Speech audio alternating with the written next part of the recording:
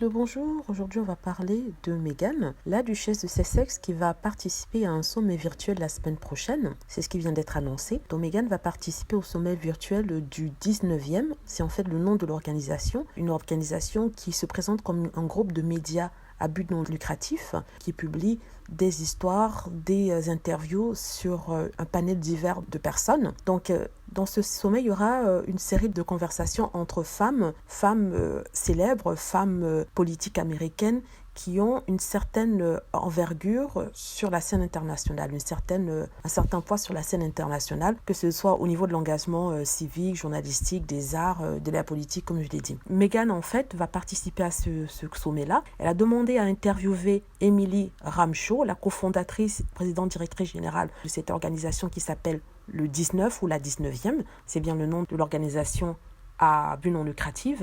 Cette entité-là a une section presse qui est axée sur le genre et la politique. C'est-à-dire que, comme je l'ai dit, ils écrivent sur le féminisme, les femmes, tout ce qui a trait au genre féminin en particulier, la politique. Et justement, ils ont ce sommet virtuel par Internet la semaine prochaine. Ça sera vendredi de la semaine prochaine. Donc, dans un communiqué au magazine Glamour, Meghan a déclaré ceci. L'engagement du 19e ou de la 19e à rapporter et à raconter des histoires qui soulèvent ceux qui sont trop souvent sous-représentés dans les médias, c'est-à-dire les femmes, les transgenres, les noirs, n'a jamais été aussi important. J'ai hâte de demander aux cofondateurs ce que signifie créer un média avec l'équité entre les sexes, la diversité et la communauté au cœur. C'est-à-dire en fait qu'elle va demander à ce monsieur ce que ça fait de créer un média qui se focalise sur l'équité, c'est-à-dire l'égalité entre les sexes, la diversité, c'est-à-dire noire, blanche, transsexuelle et tout ça, et la communauté au cœur, c'est-à-dire rapprocher les gens. Donc, Ramshaw a déclaré que la duchesse avait contacté, Ramshaw c'est bien la présidente générale de l'organisation, a déclaré que Meghan avait contacté l'organisation après avoir pris connaissance de son travail. Donc Meghan lui a dit que sa vision du 19e, c'est-à-dire construire une salle de presse de rédaction vraiment diversifiée et représentative que couvrent les femmes avec nuance, lui a parlé immédiatement. Donc, dans la 19e, qui a été lancée la semaine dernière, se décrit comme une salle de presse à but non lucratif et non partisane qui fait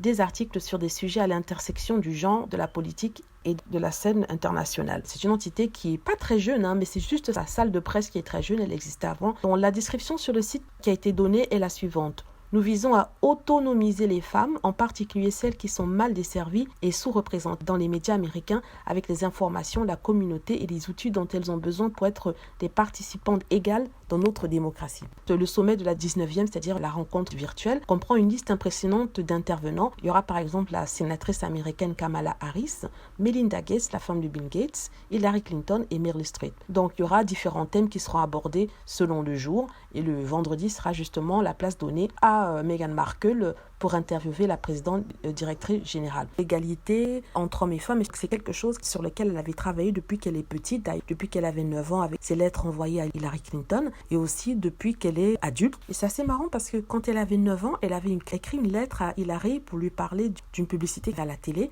et Hillary Clinton lui avait répondu. Et près de 30 ans plus tard, elle fait un sommet dans lequel participe Hillary Clinton. Moi, je trouve que si c'est pas le destin, ça, c'est que c'est quelque chose d'autre. En même temps, il faut expliquer que c'est Meghan qui a approché l'organisation. Donc, à partir de là, ça lui vaut toutes les critiques. Certains qui disent que oui, ça montre qu'elle est désespérée. Il y a personne qui pense à elle, personne qui va vers elle lui demander de faire des interviews. Donc, elle est obligée de demander aux gens. Moi, je trouve ça incroyable. Je crois que c'est l'exemple à montrer aux femmes. C'est-à-dire que il faut pas rester chez vous, attendre qu'on vous appelle, attendre qu'on vous offre un travail, attendre incessamment que les gens viennent, parce que forcément les gens ne viendront pas nécessairement vers vous. Il faut prendre des décisions, prendre des devants et quand par exemple si vous cherchez un boulot dans le journalisme, contacter les maisons de presse, essayer de proposer vos services, pour faire un stage ou alors travailler gratuitement pendant quelques jours pour voir comment ils travaillent. En fait, Meghan montre ici qu'il faut être proactif. Si vous voulez quelque chose, il faut aller vers cette chose-là et prendre les devants et être très actif et demander aux gens. Souvent, les gens n'ont pas idée qui peut vous embaucher, mais si vous proposez votre candidature, ils vont l'accepter, ils vont la vérifier, voir que vous fitez bien dans le moule. En tout cas, moi, je vois les choses comme ça. Je ne veux pas voir les choses de façon négative en disant « Oh mon Dieu, elle se rabaisse à aller demander du travail aux gens. » Non, je ne vois pas ça comme ça. C'est quelqu'un qui est passionné, c'est quelqu'un qui n'aime pas rester sans rien faire. C'est quelqu'un qui s'implique dans ce auquel elle croit. Et ce combat-là, c'est l'égalité des femmes, d'où son action et d'où aussi sa participation à ce sommet-là. Donc sincèrement, j'attends avec impatience vendredi pour voir le sommet et j'espère pouvoir traduire, comme je l'avais fait avec son discours, traduire l'interview, mais je promets rien parce que vraiment, si elle est un peu compliquée, j'aurais peut-être du mal. Mais en tout cas, sincèrement, chapeau à Meghan Markle. On est très contente pour elle et tant pis pour les détracteurs et les négatifs. Ça, c'était pour les fans, hein, pour vous dire ce qui va arriver et j'espère qu'on pourra d'ici là revoir notre petite princesse adorée. Donc merci d'avoir écouté. N'hésitez pas à cliquer sur like si vous avez aimé, à vous abonner pour plus de vidéos et surtout à cliquer sur la petite cloche afin d'être averti lorsque je poste une nouvelle vidéo. Merci.